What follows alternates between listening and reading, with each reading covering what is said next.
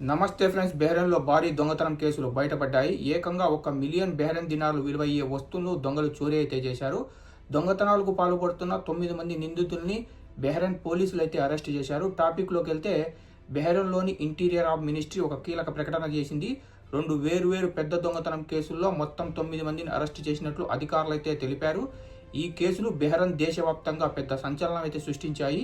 మొదటి కేసులో మొత్తం 7 మంది వ్యక్తులు కలిసి భారీ దొంగతనాలకు అయితే పాల్పడ్డారు.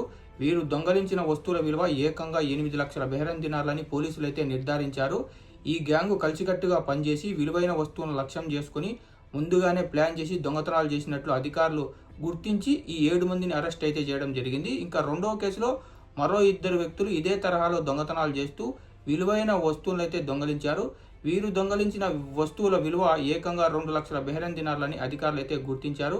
ఈ కేసు కూడా ప్రత్యేక విచారణ జరిపించి పోలీసులు ఆధారాలు సేకరించి నిందితుల్ని పట్టుకొని జైలుకు పంపించడం అయితే జరిగింది. ఫ్రెండ్స్, ఇప్పుడు మొత్తం 9 మంది నిందితులపై చట్టపరమైన చర్యలు అయితే ప్రారంభమయ్యాయి. వీరి మీద కోర్టులో కేసు నమోదు చేసి వీరి మీద చట్టపరమైన చర్యలు తీసుకున్నట్టు బెహ్రెన్ పోలీసు అధికారులు అయితే స్పష్టం చేశారు. అధికారులు ఈ తరహా నేరాలపై కఠినమైన చర్యలు తీసుకుంటామని హెచ్చరించడమైంది. ఫ్రెండ్స్, మీకు ప్రతిరోజు ఇలాగే గల్ఫ్ ఇన్ఫర్మేటివ్ వీడియోస్ కావాలంటే మన గల్ఫ్ ఎక్స్పర్ట్ తెలుగు ఛానల్ని సబ్స్క్రైబ్ చేసుకుని బెల్ బటన్ ఆన్లో పెట్టుకోండి. ఈ వీడియో కనుక మీకు నచ్చింటే వీడియోని లైక్ చేసి మన తెలుగు వాళ్ళందరికీ షేర్ చేయండి.